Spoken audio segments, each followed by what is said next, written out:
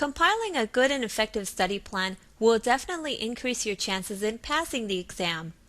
This movie is dedicated to helping you do just that, not only to pass the exam, but to do so on the first try. I'll start off this movie by giving you some advice. Many experienced project managers have a difficult time with the exam. The reason is that as they're taking the test, they are answering the questions not in terms of the Pmbok guide, but by using their own experience. You might be scratching your head here thinking, isn't that what they should be doing?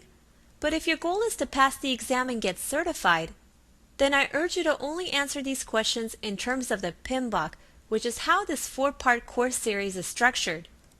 This material is presented to you in a way that is meant to help you answer the questions correctly, and I promise you, following this advice will help you score higher. So while you will be using the Pmbok as suggested guidelines and good practices in real life, it will be your concrete rule book as far as the exam is concerned. So with that in mind, let's look at our study plan. Depending on how much of the Pmbok you already know will depend on your study timeline. Also, some people absorb material by using flashcards or only by listening to courses such as this one, so alter this plan according to your learning strengths. The first item on the list is your assessment.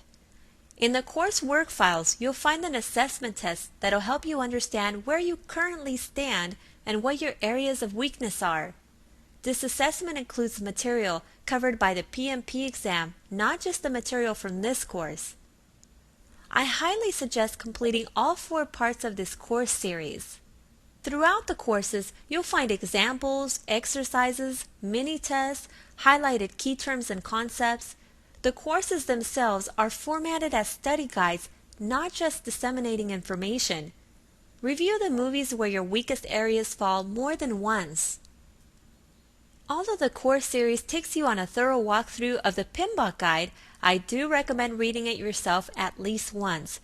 The best way to do this is by reading the section within the chapter before watching the related movie.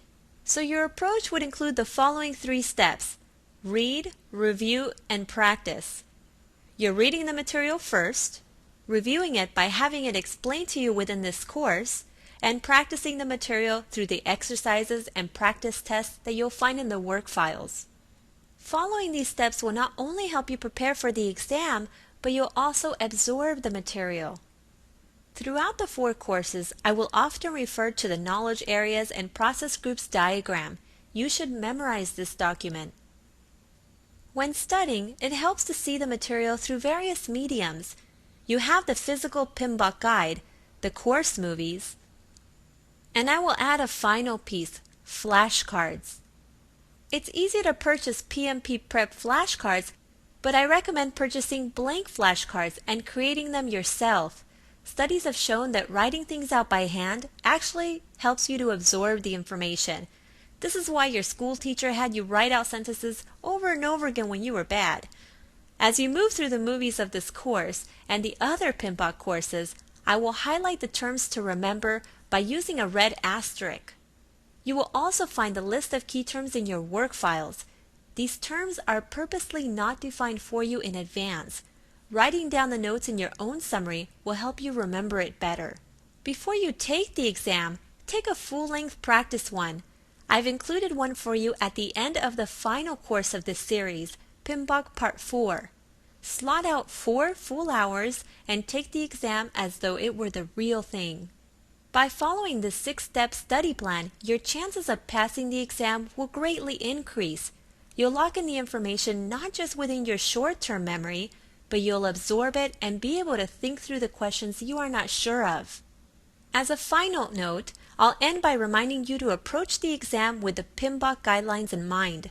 After all, the majority of the PMP exam and the entire CAPM exam is based on the Pmbok processes, concepts, and approaches to project management.